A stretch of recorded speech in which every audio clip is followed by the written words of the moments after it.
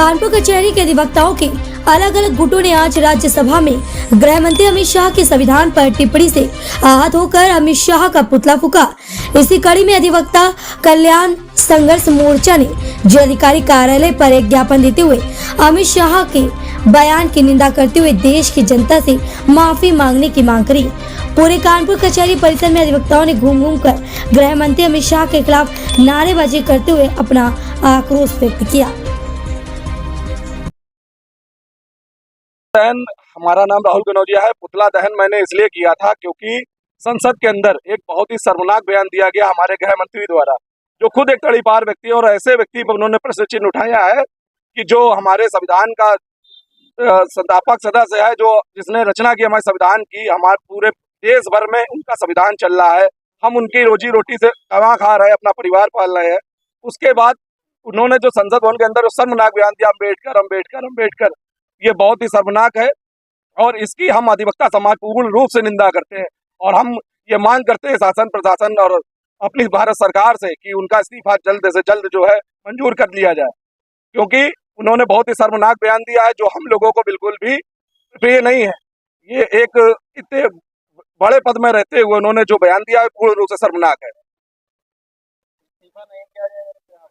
इस्तीफा नहीं दिया जाएगा तो उनका विरोध, जैसे आज इनका पुतला माननीय डीएम कार्यालय के बाहर फूका गया है, वैसा ही आंदोलन प्रदेश भर में आंदोलन होगा। इसका प्रदेश भर में इसका आंदोलन होगा और हम अधिवक्ता सब लोग मिल करके इसका आंदोलन करेंगे, क्योंकि अधिवक्ता ही नींव है। क्योंकि जब देश में भी आजादी की बात हुई, सबसे पहली पहल हम अधिवक्ता भाइयों ने ही करी थी।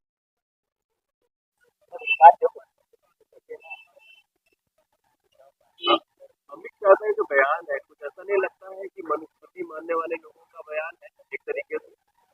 नहीं, बिल्कुल ये बयान देखिए आप, एक तो बयान की एक वो जगह है, एक जगह होती है कि प्रेस कॉन्फ्रेंस होती है, एक अपने ऑफिस में लोग बयान देते हैं, एक प्रेस विज्ञप्ति जारी करके देते हैं, लेकिन पार्लियामेंट के अंदर जिसकी पूरे टाइम पे जो है रिकॉर्डिंग होती है, वो रिकॉर्ड में लिया जाता है, वहां पे उसने बयान दिया अमित शाह ने।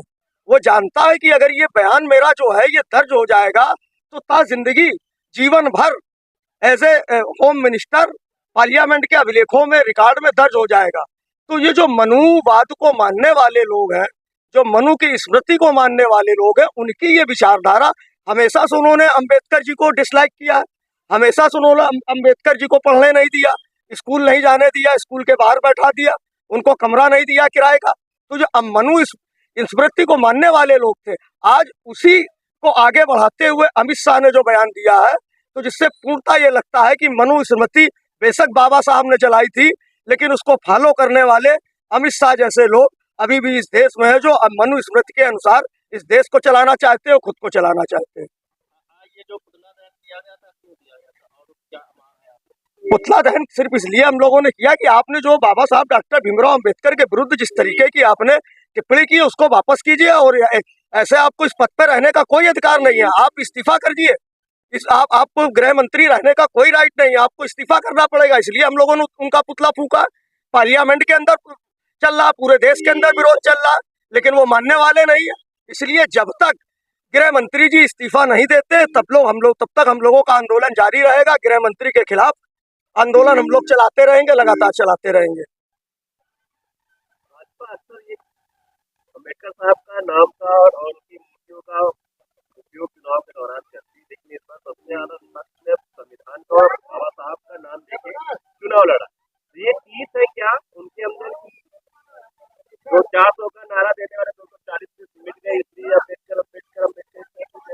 नहीं, बेल्कुल, बेशक जो आपका कहना है ये कहना बिल्कुल सही है कि अम्बेडकर आज की तारीख में अम्बेडकर एक नाम नहीं है, अम्बेडकर एक मिशन है, जो सत्ता बना सकते हैं, जो सत्ता को गिरा सकते हैं। बहुत दिनों तक आज़ादी के बाद भी बाबा साहब भीमराव अम्बेडकर को कोई सम्मान नहीं मिला। तो जिस तरीके से विपक्ष ने एक अभियान चलाया था, जो ये 400 पार का नारा लाए थे और ये संविधान की धज्जियां उड़ा रहे थे, और आज भी संविधान की धज्जियां उड़ाते, तो भारतीय जनता पार्टी के लिए, नरेंद्र मोदी के लिए, योगी जी के लिए, अमित शाह के लिए ये केवल अम्बेडकर की फोटो पे माल्यार्पण करना या संविधान को अपने मस्तक से लगाना केवल एक नौटंकी मात्र है। सही मायने में ना तो ये अम्बेडकर साहब का महत्व समझते हैं और ना ये संविधान को समझते हैं।